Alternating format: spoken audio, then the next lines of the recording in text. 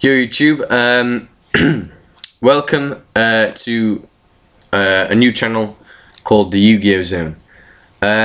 This is basically a channel that is going to help the Yu-Gi-tubing community on different things basically. I'm Ryan. And I'm from Team Recruiter, along with Matthew, who is also going to be uploading stuff onto this channel, as well as Josh from Yu-Gi-Oh Trio. If you've not heard of us, which we're not very big, but if you've not heard of us, we're basically located in Doncaster in England. And yeah, basically we go to different locals, and we're trying to get loads of videos out. We're wanting to make videos like every day, I think. I am in charge of doing a series which I like to do on Team Recruiter, but I haven't like introduced it as a series. I've just kind of put videos on, and it's called a For the Win series. Now the reason it's called For the Win is because it's basically based around decks that aren't top tier at all. They're really like not played, or nearly like nobody really plays them, and they're not considered a good deck anymore.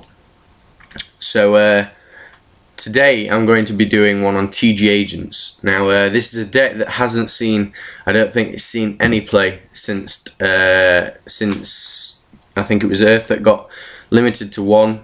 And Trishula got banned. Basically, it shut down the deck a tiny bit, and it made it close to inconsistent, and it wasn't a great thing. It meant that you had to run Jupiters and stuff like that. But I feel that this is a good build to give to the public. And yeah, basically also it's quite budget. I don't like to make For the Win decks with like stuff like tour guides or expensive cards in them. It's really budget. And yeah, so yeah, welcome to the new channel, the Yu-Gi-Oh Zone. Please subscribe, comment on videos. Hopefully this For the Win series will do well, because I do think that it reaches a lot of the Yu-Gi tubing community, in the fact that maybe a lot of players don't want to spend a lot of money, or new players that are just coming into the game. They like to start off with maybe cheaper decks that can still have a competitive edge, and I do feel that this does do that. It does give a competitive edge. There's I don't run Veilers, I run Heralds over the Veilers, mainly because they're cheaper, and also they stop a lot more, I feel, and it's just a good card to help set up the grave for Christias and stuff like that. So yeah, alright. Okay, so firstly I'm running just the one Christia. Just the one, because I feel two's too cloggy, and the deck's not as consistent as it was, so it doesn't search out as much as it did, which means that you don't get the amount of fairies in that you used to do. 3 Hyperion. Hyperion is the boss monster in this deck, in the fact that it's so easy to get out, and also it does make your opponent have to waste resources to get rid of this. It also beats over pretty much everything like Lagia and Dolka, and yeah, it doesn't really do anything against Chaos Dragons. But this is why Christie is so good in this deck, because if you do get this out against Chaos Dragons and protect it, then you pretty much will win, basically. I can't think of why you wouldn't be winning at that point. Then I run 1 Gauze, just because it's good to stop your opponent's FTKs, OTKs, and against Chaos Dragons means that they when they attack for like 2-8 or something, you drop this, and they have to deal with a 2-7 and a 2-8 attacker. So I just feel it's good. Trag also for the same reason, as well as it can make itself different levels, which really works well in the deck. And also you can pitch. If you bring out this, and you can then pitch Tragodia to take BLS. This deck doesn't play BLS. I think it's a bit too expensive at the moment for the budget players, so that's why I'm playing Chaos Sorcerer instead. It pretty much does the same thing, apart from it can't remove face downs, but it's really there just to cause problems for your opponents. So they're the big monsters, and yeah, they pretty much deal with half of the meta. And yeah, for the agent lineup, I'm running the 1 Earth, because that's all you can run. 3 Venus, just for consistency. You will probably not be able to use all 3 of them, but there is another card later on in the deck that just gets rid of dead cards like that if you don't need them. And then 2 Jupiters, because they run over everything in wind-ups, and it can become 2/6, which means it can run over Light Pulsars and some of the Chaos Dragon stuff.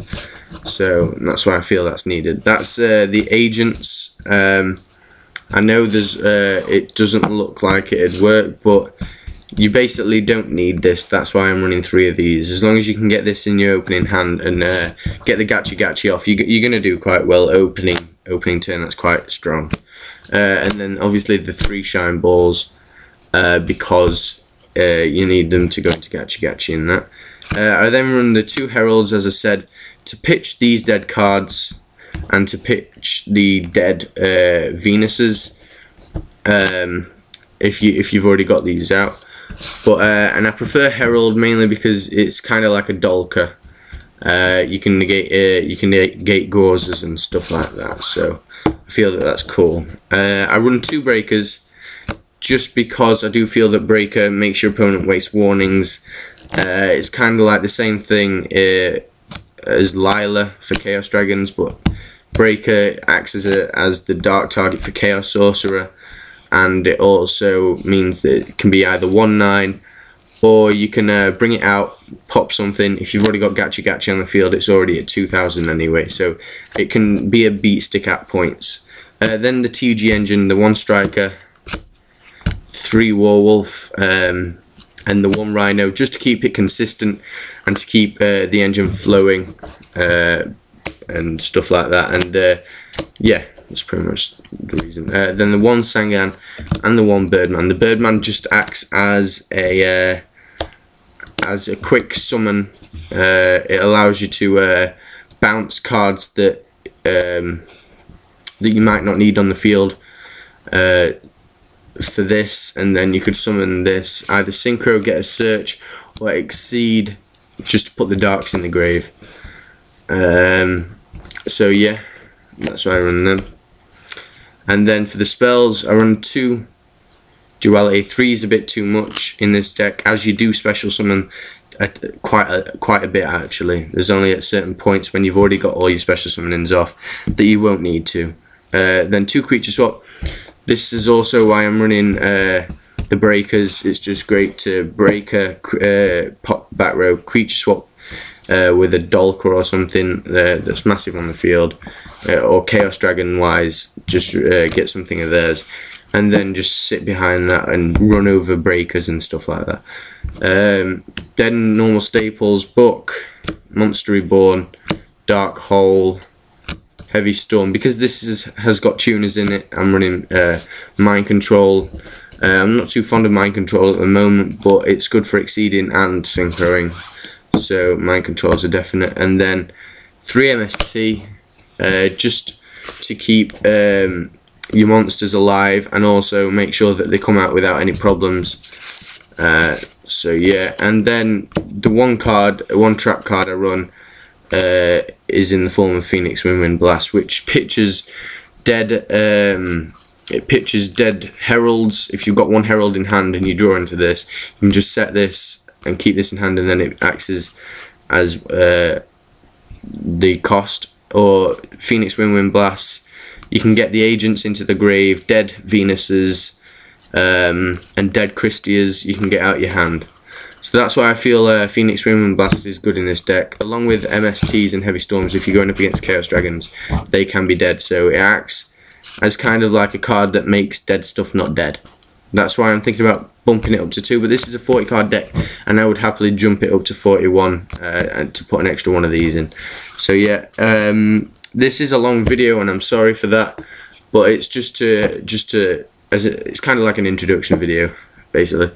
And then because I like to keep the deck cheap, the cards in here are pretty much all out of battle pack, and they're really easy to get. So I run 1 Utopia, 1 Gemnite Pearl, mainly because I've got Rush Rhinos, Breakers, Jupiters in here. It's quite easy to make level 4s, and also these are the cheaper ones. The only thing I can think of that you might want to put in is a Maestroke over either Utopia or this.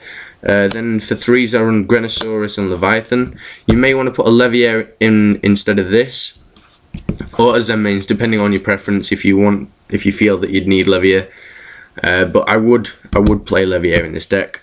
Plus these are the cheapest ones I could find Exceed wise, and then the 2 Gachi which you need to run, and these are in common. So yeah, and then basic synchros. So yeah. And then the only side deck cards that I feel that you should really run if you're having trouble against Chaos Dragons is Victoria, because it's a fairy, so it bumps up the light count for your cost you're removing for Hyperion, or they can act as costs for Phoenix Wind Blast or Herald of Orange Light. So yeah, that's pretty much the For the Win. This will be titled TG Agents FTW and a couple of exclamation point thingies. And yeah, please subscribe, comment like I said. Sorry for the length of the video. I will be going to get a For the Win deck profile every other Thursday. So every other Thursday I will have a For the Win deck profile. This will not be in on Thursday. I'll probably put it on now, which today is Wednesday. So yeah, alright, peace YouTube.